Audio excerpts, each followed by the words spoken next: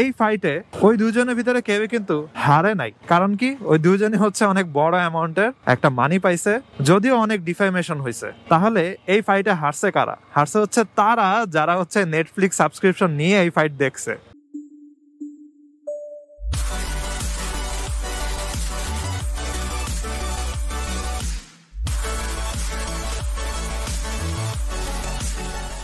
এই what is going on everyone, কি অবস্থা সবার? মোটরসাইকেল ওয়ার্ম আপ হইতেছে আর এখন বাজে হচ্ছে 4:30, একটু পরে 5টা বেজে যাবে। বাই দ্য ওয়ে, আমার কিন্তু 8,000 কিলোমিটার কমপ্লিট হয়ে গেছে। 8,028 কিলোমিটার চলে, আমি খেয়ালই করি নাই কখন যে 8,000 কিলোমিটার পার হয়ে গেল, টেরই পাইলাম না। যাই হোক, মেন রাস্তা বের হয়ে যায়, অন্ধকারের ভিডিও না করি। একটা প্যাথেটিক ঘটনা ঘটছে, বুঝছেন? এটারে আপনি স্যাড বা প্যাথেটিক কি বলবেন আই ডোন্ট নো। ওইটা হলো Jake Paul versus Mike Tyson. Jake Paul নাকি Logan Paul? Jake Paul I guess, বড় ভাইয়ের নাম তো মনে হয় জেক পল। যাই হোক, মাইক টাইসনের সাথে নেটফ্লিক্সে একটা ফাইট হয়েছে এবং এটা বলা যায় ওয়ার্ল্ডের প্রত্যেক দেশের মানুষেরা, কেউ রেসলিং অথবা বক্সিং দেখুক বা না দেখুক, সবাই এটার ব্যাপারে জানে। কারণটা কি?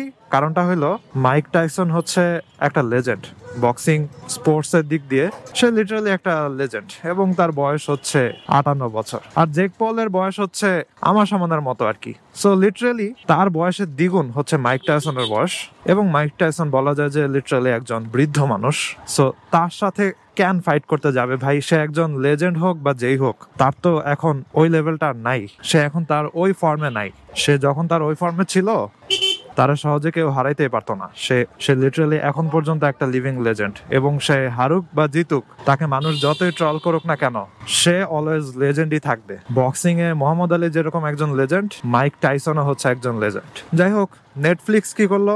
এই জেক পলের সাথে মাইক টাইসনের ফাইটের আয়োজন করলো এবং বললো যে লাইভ স্ট্রিমিং করে দেখাবে সবাইকে। এবং এই লাইভ স্ট্রিমিং দেখার জন্য প্রচুর মানুষ নেটফ্লিক্সের সাবস্ক্রিপশন কিনলো জাস্ট এই ফাইট দেখার জন্য। এবং ফাইটের আগে প্রায় 1 বছর ধরে প্রচুর ড্রামা হয়েছে, এবং বলা যায় আমরা ইন্টারনেটে যারা মনে করেন কিছু না কিছু ব্রাউজ করি অথবা মিমস দেখি, তাদের কারোই আর জানা বাকি নাই যে এই ফাইটটা হবে। সো ফাইটের আগেও একটা ড্রামা তৈরি করলো। ওইটা হচ্ছে যখন তাদের ওজন মাপতে গেল, তখন হচ্ছে মাইক টাইসন যখন দাঁড়াইছে, ওই সময় জেক পল কি করছে? তার পায়ে পাড়া দিছে। পায়ে পাড়া দেওয়াতে মাইক টাইসন কি করছে? তার চটকানা মেরে দিছে একটা ডান হাত দিয়ে। সো এগুলাও হয়তো ড্রামার একটা অংশ ছিল যে এই কাজটা করা হবে। যাই হোক, সবকিছু হচ্ছে মার্কেটিং স্ট্র্যাটেজির মধ্যে পড়ে অনেক সময়, এবং অনেক কিছু স্ক্রিপ্টেড থাকে। এখন জিনিসটা হচ্ছে যে জেক পল নাকি লোগান পল, আরে নাম খালি মিক্স করে ফেলি। যাই হোক, জেক পল একজন প্রো বক্সার হইতে চায়, অথবা প্রো বক্সার, ঠিক আছে। সে অনেক ট্রেনিং করে, সে ডেইলি ট্রেনিং করে, ঠিক আছে, দ্যাটস ভেরি গুড। সে ভালো ফর্মে আছে, এটাও অনেক গুড। কিন্তু আপনার যদি বক্সিং এর এতই নেশা থাকে, অথবা আপনি যদি বক্সিং এ এতই প্রো হইতে চান, তাহলে আপনি কারেন্ট ফর্মে আছে এমন বক্সারদেরকে চ্যালেঞ্জ করেন। আপনি কেন একটা এল্ডার পারসনকে চ্যালেঞ্জ করবেন? এখন ফর্মে নাই। সো এগুলো জাস্ট হচ্ছে খালি মার্কেটিং স্ট্র্যাটেজি আর কি। কারণ এই মাইক টাইসনকে হারায়া সে হয়তো অনেক পপুলার হইলো, তাকে অনেক মানুষ চিনলো, সে অনেক স্পন্সর পাইলো, অনেক ফেম কামাই করলো, কিন্তু সবার কাছে তো সে ঘৃণিত হইলো। সো জিনিসটা কেমন হয়ে গেল? আর অ্যাকচুয়ালি এই লোগান পল জেক পল ব্রাদার্স আগেও তাদের অনেক কাজের জন্য ঘৃণিত হয়েছে। এটা শুধুমাত্র প্রথমবার না। যখন পিউডিপাই এর সময় ছিল, ইউটিউবের বিগেস্ট স্টার ছিল পিউডিপাই, তখনও এরা অনেক কাহিনী করছিল, অনেক সং বানাইছিল উল্টা পাল্টা। যাই হোক, ওগুলা পুরান কালের ঘটনা। এখনকালের সময়ের মানুষেরা এই জিনিসগুলা হয়তো জানেই না। যারা আমরা মনে করেন 2015-র দিকে ইউটিউব দেখতাম, তারা এই জিনিসগুলো ভালো করে জানি যে এরা কি কি কাহিনী করছে। হোয়াটএভার, মাইক টাইসন এর এখন পর্যন্ত বডি অনেক ভালো আছে, স্ট্রেংথ অনেক ভালো আছে, কিন্তু জিনিসটা হচ্ছে তার বয়স হয়েছে, এবং বয়স অলওয়েজ আপনাকে হারাবে। আপনি যত স্ট্রং পারসন হন না কেন, বয়সের কাছে জিততে পারবেন না। সো মাইক টাইসন দেখা গেছে যে রাউন্ড 2 এর পরেই অনেকটাই স্ট্যামিনা হারায় ফেলছে, এবং দেখা গেছে যে সে জেক পলের দিকে আর কি অতটা মার মুখী হয়েছিল না, এবং অনেকবারই সে চান্স পাইছিল, এমন চান্স পাইছিল লিটারালি কে ও কইরা দিতে পারতো। কিন্তু তারপরও মাইক টাইসনের জিনিসটা আর কি এমন ছিল যে তার ব্রেথ শেষ হয়ে গেছে আর কি। মনে হইতেছিল যেন সে হাঁপাইতেছে, তার আর কি স্ট্যামিনাটা নাই, এরকম মনে হইতেছিল সেকেন্ড রাউন্ডের পর থেকে। যদিও আমি পুরা ফাইট দেখে আমার জীবনের মূল্যবান সময় নষ্ট করি নাই, আমি জাস্ট ফাইটের বলা যায় হাইলাইটস দেখছি। সো যেটা মনে হলো তাদের ফাইটের ভিতরে অনেকগুলো জায়গাতেই অনেক চান্স আসছে কিন্তু কিছুই করা নাই। সো এটার দুইটা এক্সপ্লেনেশন হতে পারে, একটা হচ্ছে হয় এটা স্ক্রিপ্টেড ছিল এবং অনেকেই বলছে এটা স্ক্রিপ্টেড, আর আরেকটা হতে পারে যে যেহেতু একটা এল্ডারলি পার্সনকে আপনি ফাইট করতেছেন আপনার বয়সের দ্বিগুণ এবং সে অলমোস্ট তার 60s-এ চলে আসছে, একজন মানুষ 50s-এর পর থেকে কিন্তু আস্তে আস্তে স্ট্যামিনা হারাইতে শুরু করে। দেখাও যাইতেছিল ফাইটের ভিতরে যে স্ট্যামিনা তার নাই, এরকম সে হাঁপাইতেছে এরকম লেভেলের মনে হইতেছিল। আরে লোকটার মোটরসাইকেল বন্ধ হয়ে গেছে রাস্তার মাঝখানে। যাই হোক, এত কিছু দেখার পরে বোঝা যাইতেছে যে সে আসলে ফাইট করার মতো ওরকম অবস্থায় ছিল না। তারপরও আর কি, লোগান পল, জেক পল যেই বলেন, জিনিসটা খুবই প্যাথেটিক হয়েছে। তবে এই ফাইটের জন্য কিন্তু 20 মিলিয়ন করে কামাইছে তারা দুইজনই ইন্ডিভিজুয়ালি, এবং আরেক জায়গায় দেখলাম যে 40 মিলিয়নও পাইছে নাকি। সো আপনি বলতে পারেন উইন উইন সিচুয়েশন আর কি। ফাইট হইলো, ফাইটের লাস্টে রেসপেক্টও করা হইলো, যদিও তার ছোট ভাই একটু হিউমিলিয়েটও করছিল, তারপরও একটা বিশাল অ্যামাউন্টের মানি ইনকাম হইলো আর কি। এবং নেটফ্লিক্সও তাদের অনেকগুলা সাবস্ক্রাইবার পাইলো। সো এই সাবস্ক্রাইবার কিন্তু ইউটিউবের সাবস্ক্রাইবারের মতো না যে টিপ দিলেন হয়ে গেল, এটাতে কিন্তু আপনার একটা পেমেন্ট করে মান্থলি সাবস্ক্রিপশন অন করে তারপরে সাবস্ক্রাইবার হওয়া লাগে। সো মাঝখানে নেটফ্লিক্সে বিশাল একটা কামাই করে নিল আর ভাইরে ভাই, কি যে জ্যাম লাগছে, এখন রাস্তার সাইড দিয়ে রাইড করা লাগতেছে, কি পরিমাণে জ্যাম আর ধুলা দেখছেন। এই রাস্তাটা আর পুরাই বাজে অবস্থা। এই যে এখন সাইড দিয়ে রাইড করা লাগতেছে, পুরাই হোন্ডা এক্সব্লেড দিয়ে অফরোডিং হয়ে যাইতেছে। পাহাড় পর্বতের অফরোডিং তো তাও মনে করেন মেন্টালি স্যাটিসফাইং, আর এখানের অফরোডিং মোটেও স্যাটিসফাইং না। যাক, মেন রোড উঠছি, let's go.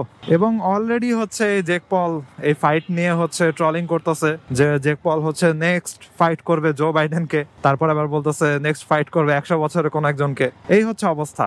R Jake Paul already টুইটারে কনর ম্যাকগ্রেগর, একটা ওয়ার্ল্ড ফেমাস MMA ফাইটার, তাকে হচ্ছে চ্যালেঞ্জ করছে ফাইটিং করার জন্য। এখন কনর ম্যাকগ্রেগর তো চ্যাম্পিয়ন হয়ে গেছে এবং অলরেডি সে হচ্ছে UFC এর আই গেস কন্ট্রাক্টের ভিতরে আছে। সো তাকে হচ্ছে আলাদাভাবে ফাইট করতে দিবে না, এবং তাকে যদি ফাইট করতেই হয় তাহলে জেক পলের যেটা করা লাগবে ওই UFC এর সাথে কন্ট্রাক্ট সাইন করা লাগবে, অথবা অনেক বড় একটা হচ্ছে পেমেন্টের ডিল করা লাগবে।